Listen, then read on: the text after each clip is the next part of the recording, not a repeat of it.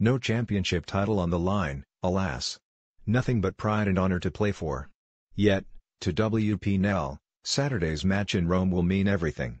Given all the suffering he's endured, the most nuggety competitor in international rugby will be entitled to grin his way through even a torrid encounter with the traditionally fearsome Italian pack. This is where he belongs, stooping to conquer in the Scotland front row.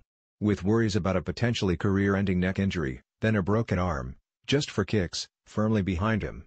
The Edinburgh prop, who will make his first Six Nations start in almost precisely 2 years, proudly shows off, on request, a brutal scar running almost from elbow to wrist on the inside of his left forearm. He can laugh about the injury sustained in the opening game of last year's Autumn Internationals. Shrugs it off as one of those damned things that happen in rugby. But the neck problem suffered in a club match against Harlequins that caused him to miss the entire 2017 championship. That's still a serious matter.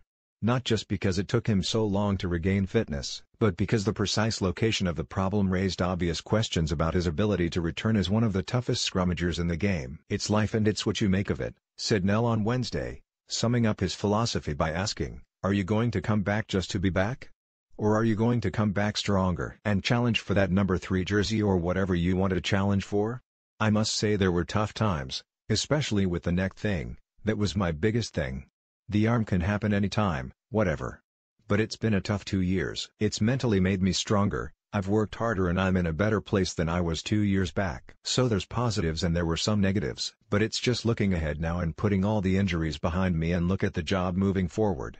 Admitting to harboring some dark concerns himself during the timeout, the South African-born battler explained, "It's a front row neck injury, so there were a lot of things running through my mind. That's true. And I wondered if I would come back as good, or even better. It was just down to a good medical team. They've helped me a lot and we've overcome all the battles so far. And my family. It's what you do off the field, just sometimes get away from playing facilities and get your head clear. So there were a lot of people who helped me through that whole situation, but it's up to you what you make of it afterwards." Injuries, especially those with the potential to end a career, are treated by some fellow pros almost as a contagious disease. They don't want to see the poor guy struck down in his prime, don't want to even think about what he's going through. It's as if they fear the bad juju is infectious. He said, "There's not much you can do as teammates to help, especially through a neck injury, except to talk positive talk and say, 'You'll be back,' that kind of thing. But it's more with an injury you've got to be positive and come back and know you will be fine." All seemed just grand when Nel, a man responsible for one of Vern Cotter's few rib ticklers when the then head coach expressed surprise that his tight head actually had a neck, returned from injury. He was back playing for club and country, looking as strong and as technically dominant as ever. In that opening autumn test against Samoa, though, he felt something snap in his left arm. He played on, of course. But, when he finally succumbed to the pain, there was a genuine "you've got to be kidding me" reaction from a player who had already endured so much. "I thought when it happened, it's gone, but I had to play on a little bit," he confessed. "I asked the doctor and he said it was fine, I could still play on, so I went on for a few minutes. When it happened, probably yes, it felt like something was going on, having played 10 years without injuries, just a couple of cleanups. But it's rugby, you can't really choose when you want to get injured, it's just what happened. It's been a tough season for me, so I'm glad to be back and to get another opportunity to perform for the team." The fact Scotland's scrum did not collapse without Nel is a testament to the work done behind the scenes, with both Simon Bergen and Xander Fagerson performing extremely well.